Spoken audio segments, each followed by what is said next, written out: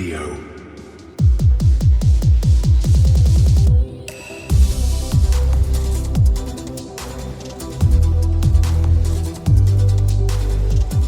Hello, everyone. Welcome to another episode of Cryptocurrent. Your host here, Richard Carthon. And today we got a special one for you, which I think is going to continue to be very critical as we continue to evolve as a Web3 community. So we have David Schwed, who is part of Halborn, which is the elite blockchain cybersecurity that all of us here need to learn more about. So David, how are you doing today? I'm good. Thanks for having me on. We appreciate it, man. Well, before we dive into Halborn, let's first learn a little bit more about yourself. Can you give us some background? Yeah, sure. So I spent the early part of my career in traditional finance, the Citigroup, Salomon Smith Barney, Merrill Lynch, BNY Mellons of the world, various information technology roles, whether it's infrastructure, obviously gravitated towards cybersecurity, as well as risk management and audit. In 2008, kind of had a little split in my career. I co-founded a telecommunications company, as well as going to law school. And I ran my company for about 10 years. We were acquired back in 2018. And from there, I took on the role of the chief security officer for Galaxy Digital. I stayed there for about a year, had an itch to get into academia. So I left Galaxy to become the director of a cybersecurity program for a university in New York, Yeshiva University. While I was there, I was also working for a subsea cable company because the company that I had co-founded was a telecommunications company. And then from there, I went over to BNY Mellon as their global head of digital assets technology to help build out, the digital asset strategy. And then from there, I'm at Halborn as their chief operating officer. Man, so a very dull career is what you're saying. That is so amazing, man. A little bit all over the place. I wish to say, looking back, I'm happy with all my decisions, but at the time, it definitely seemed I was going a little all over the place. No, man, that's excellent. You were able to get a lot of backgrounds that I think are very critical for the shapings of where blockchain and Web3 are headed. We need more well-roundedness so that we can start to fill a lot of these gaps to make a lot of potential 2.0 companies start to jump into 2.5 and then eventually get to 3.0. But we can get into that a little bit later. But you have such an interesting journey that when you first got your toes into the crypto industry working at Galaxy, what made you decide to go in that direction? With security, there's obviously always a ton of different opportunities that you could pursue. Why'd you go in that direction? Sure. So that was my first professional career in crypto. I actually got introduced to crypto. It's probably around 2012. Unfortunately, from a technological perspective, at the time I didn't think that it was going to be worth anything. So while I was an early purchaser, it was just a few tokens, just because I wanted to see what the technology was like. So when an opportunity arose in 2018 to now dive headfirst into crypto, I've been a fan or aficionado from the sidelines for about 6 years. So for me, I jumped in. And for me, it was really around the challenge of this is new. This is a new and emerging technology at the time. There's no playbook. There's no run book. There's no framework of how to set up a cybersecurity program and how to protect digital assets. So for someone like me, I run towards challenge and I run towards something that, just really interests me. So for me, this was, just a combination of, I love this new and amazing technology. I think it's going to be a disruptor. I think it's going to be the future. And then on top of that, it's challenging. It's how do we stand up a cybersecurity program when, this is new threats, new threat actors, new types of attacks. So for me, it was really more about the challenge as well as the love of the technology. Yeah, understood. And if challenge is the name of the game, then you definitely picked the right one. We never fail to see new challenges that arise. Being in the space, or at least being cognizant that it was around, for the last decade, you have seen a lot of peaks and valleys, bull and bear markets, technology evolve, new coins and tokens enter the market, and unfortunately, some frivolous exchanges in different pockets of time.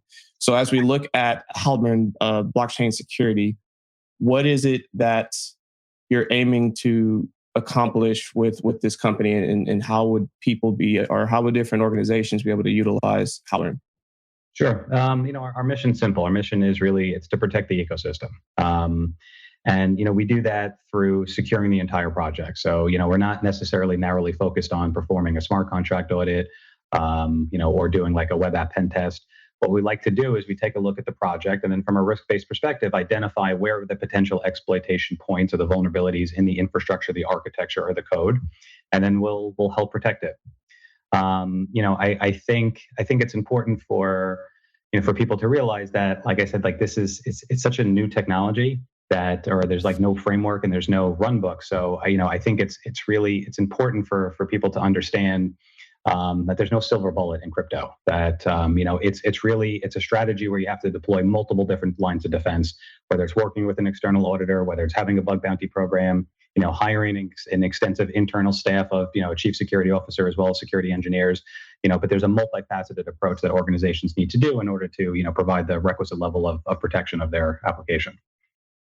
Definitely. And I think it's good that you're not looking at it just from a very hyper-focused area between blockchain audits and everything else. There's a lot that goes into this, just looking at some of the different, companies you've worked with, Solana, Bored Yacht Club, Thorchain, Avalanche, Dapper Ocean. You have some big and trusted names. What is it about these different ecosystems and companies that, feel that Halborn is the right solution to help support them? Sure. It's a great question because, it really comes down to, how do you evaluate and how do you find a vendor that you trust? And in this space, there's not a lot of people that are skilled in order to do the job that Halborn does. Obviously we have competitors, so it's not like, we have a control of the market of the talent, but there isn't a lot of people out there that really fully not only understand the ecosystem and understand the threats, but also have the requisite background from a cybersecurity perspective. So I think, we were very early to the market in what we were doing at the time, and we were able to build a company and a culture that attracts, some of the best talent in the world. And I think it also, speaks to, our hiring practices. In order to, work at Halborn, there's a lot of hoops you have to jump through in order to even get an interview. There's multiple capture the flags to demonstrate, your knowledge. Because normally the interview process is more theoretical and not practical, and we've all made bad hires where you interview somebody and they're saying the right things and you feel like they truly understand and they get it. But for Halborn, it's really and again, not to borrow or to be cliche, but it's proof of work. Before we'd even speak to you, we want to see that you're able to do the work that you would be doing within Halborn. So for us, I think that's really where we were able to identify the best talent is by making them go through these multiple capture the flag exercises. As well as looking at the right candidates. There's two different types of thought process. One is let's go out and grab Solidity developers and train them how to be cybersecurity experts. We felt that the approach on the other side was the right approach of let's find some amazing red team offensive hackers or engineers that just love breaking things, and let's take them and let's teach them blockchain. And we found that was the model that worked for us. I think that's a good way of looking at it too, because when you look at, who are the people that you're trying to defend from? It's the hackers themselves. So why wouldn't you go and get talent that would know how to think like them and be able to defend against it? And just looking across some of your core services between security advisory, advanced penetration, smart contract audits, DevOps, and automations. When you were first starting this and you were working with some of these different ecosystems and companies, where do people typically start? What is the path of becoming as secure as possible? Well, there's what people are doing and then what they should be doing. So I'll answer from both perspectives. What I see right now in the market, and I think it's somewhat concerning in some respects, is and it's understandably so. I don't think anyone's intentionally making poor decisions, but what's happening is you're having these projects that are getting $5 million in seed funding, $12 million in seed funding, and that's great, right? We're giving capital to people to build projects on these ecosystems, but that's not the type of budget that's going to allow them to go out and hire, a 5 to 10 person cybersecurity staff, and really go through, a secure SDLC process, to do their own internal code reviews, to do their own architectural reviews. So what's happening is a lot of these projects are either not hiring cybersecurity people, or they'll hire one person, who's more on the strategic level, and then they'll look for outside firms to come in and look at the code after the fact. And just if we borrow what an auditor's role is in the Web 2 world or the traditional finance world is really to provide an attestation. It's not necessarily to do the work on behalf of the clients to look for the vulnerabilities and find them.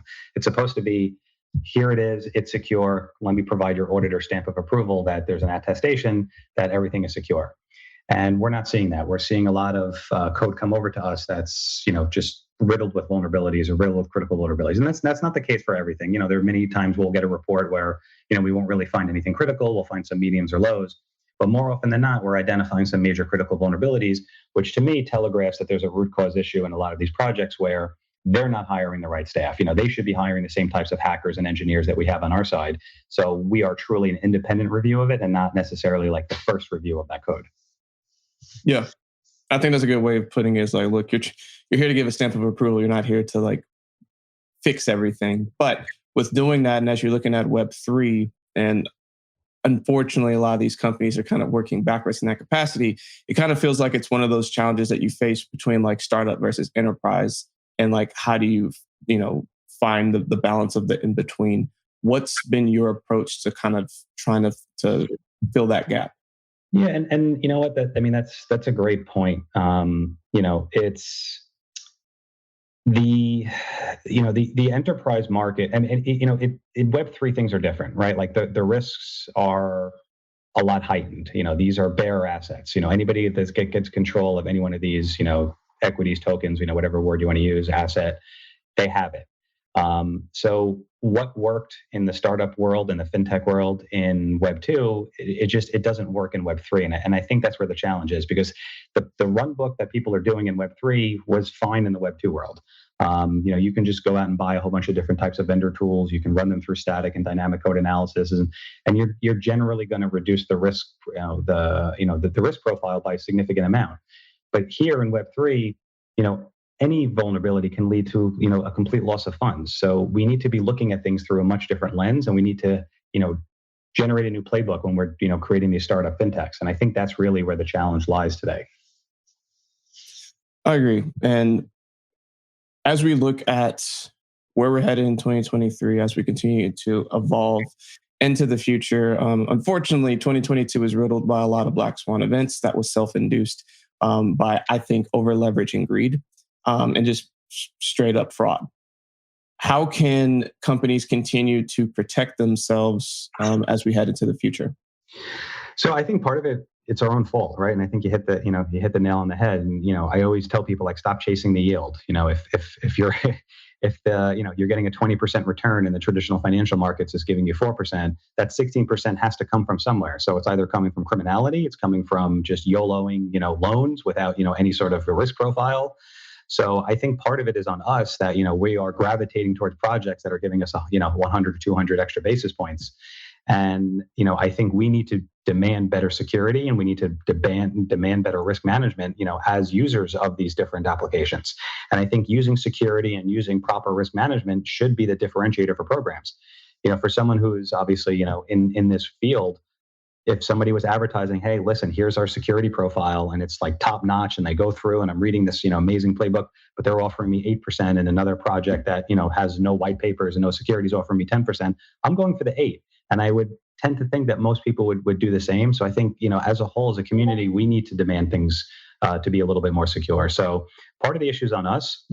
And I think the other issue too is, just this race to, release something to market or to release new features in order to, one up, one of your competitors.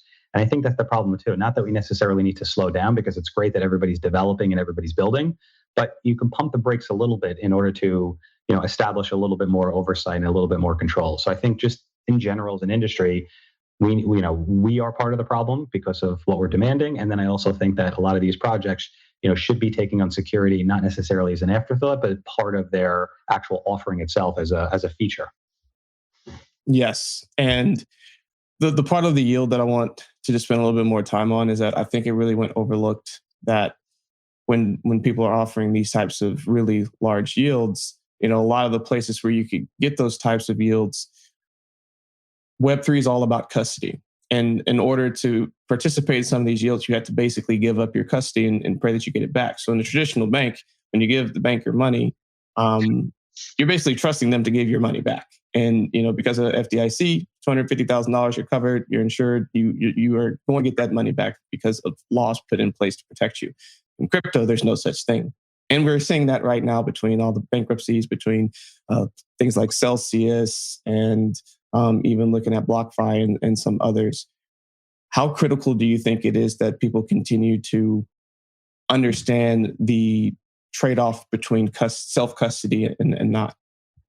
I think it's huge. And I think education is definitely something that we need, not even heightened, but actually like start. There's just people that are just entering into this market on the retail side that just doesn't understand what they're doing.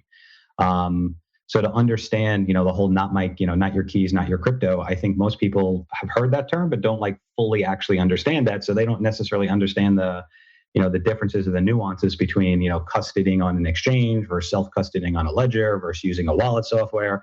So I don't think they truly fully understand the risks that go along with everything.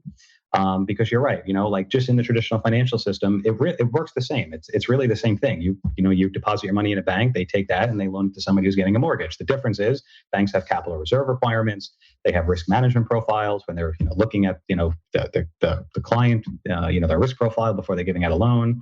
That same structure is set up on the crypto side, except there's no capital reserve requirements. So whatever you're depositing, they're just lending out, and they're just lending out on incredibly risky loans. So I think just also understanding that there are no regulatory requirements from a capital reserve perspective or from a risk management perspective, that just inherently it's more risky when you're making a deposit in certain exchanges. I think the other thing also is to look at, from a jurisdictional perspective, look to see where the exchange is hosted.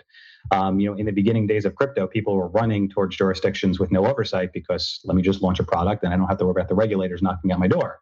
And I think we're looking back now and, that wasn't a great choice for some people for depositing funds in certain different entities. So I would, just advise everybody that wherever you're depositing your funds, look at the particular jurisdiction that exchange is located in and make sure that government's, from a regulatory perspective, is protecting you. I think that's well said. And ultimately, we, the end user, the consumer, need to do better with education and understanding how a lot of these things work. I think there's way too many people who saw crypto as the get rich quick opportunity, put in money without understanding what was going on. And a lot of people suffered in 2022 after a really bullish 2020 and 2021. People wanted to get diversified into it, but didn't really do their own research into understanding how to also protect themselves in the process. And so I think 2022 was a huge lesson. I think as we look into 23 and into the future, people are going to be a little more wary and a little more careful as they look at this as an investment opportunity. But, I think you've given us a lot of really good information and things to consider. And I always like to wrap up with a couple of fun questions. And the first one I like to ask is, you've now been in the space for several years. You've known about Bitcoin for over a decade. If you could go and impart wisdom to yourself, 1 to 2 pieces of wisdom when you first got started in the space, what would you tell yourself? Buy a lot of it. No, I mean, honestly, nothing different. I'm a technologist at heart. So for me, I'm happy that I found it when I did. So that way, I could really, truly, wrap my head around the technology and understand it. I guess if I had to pick something, definitely maybe spend a little bit more time paying attention to Ethereum when it launched.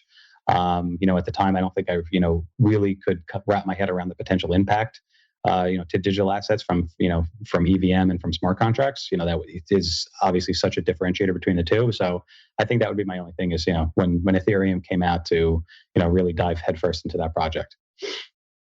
And for the new Web3 company that's about to hit the market, they've started to build, they're about to raise seed funding, or they just raised seed funding. What would you tell them as far as things they seriously need to be considering, and at least if they haven't done it yet, they need to have it in their mind to get it checked, or et cetera? Sure.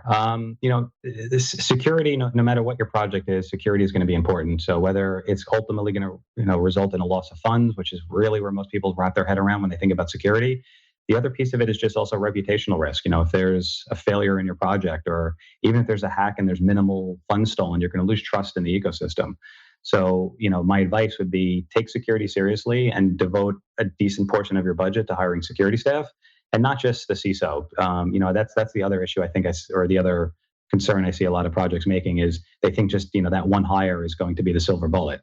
And just like with any, discipline, there are people that are experts in different areas of cybersecurity. So there's not one unicorn that knows every single thing about cybersecurity, which is why there's a whole department generally. And the role of the CISO should be more strategic, not hands on keyboard. So, we see a lot of smaller projects that want that unicorn of the strategic CISO versus the hands on CISO versus the security engineer CISO. So I think it's really just understand that you're going to need probably at least 3 to 4 people to begin with, and ideally upwards of 10 to 15 at a certain point, and to really build out security foundationally and not as an afterthought. I think that's a really good reminder. I know that a lot of people I speak with prioritize and say how important security is, but I don't know that they are thinking about it in that scaled form, especially as they scale out and as they potentially get bigger. Because there's nothing that can be worse than you put all this work in, you're starting to get to the height of everything, and because of one hacker coming in and taking all your funds, you lose your reputation, you lose all your momentum, everything else. So something to keep in mind, everybody. But David, thank you for all the information. What is a final thought that you want to leave with everyone here today? Educate yourself, understand how the technology works and not just be a passive user of it. The big thing, that I would just tell everybody is, token approvals. That's the one thing that I keep shouting from the rooftops is, people think that their funds are safe because they're sitting on a ledger. When you're interacting with a DApp, like, any one of the swaps, you're authorizing them to have access to the tokens that are sitting in your wallet. And I don't think people fully realize that. And that's where we're seeing a lot of the malware and the crypto hacking and hijacking, taking over people's funds. So I would just advise people to really understand what you're doing when you're approving transactions or giving authorization. I would tell everybody, go to Etherscan and look at token approval and, just make sure that you haven't granted access to your wallet to different smart contracts that, you're not aware of. Great final thought. Thank you so much for that. And for all the great reminders of all things security and all the ways that we can be educating ourselves to be more prepared for where Web3 is headed. David, where are ways that people can learn more about Halborn and all the things that you have going on? Yeah, sure. You can follow us on all our socials. We're on Twitter. We have YouTube where we do AMAs. And then we also do Twitter Spaces where we bring on different guests each week. And you could always check out halborn.com as well. Perfect. Well, again, David, thank you for all of the information. Definitely enjoyed this conversation. And for everyone listening, as always, stay cryptocurrent. Thank you for joining us for another episode of Cryptocurrent. Cryptocurrent is a cryptocurrency and blockchain education platform that's bridging the gap between the curious newcomers who are just discovering the space and the thought leaders who are shaping its future. All opinions expressed by Richard Carthon, the Cryptocurrent team, and their guests on this show are exclusively their own opinions. This show and any other Cryptocurrent production is exclusively for informational purposes.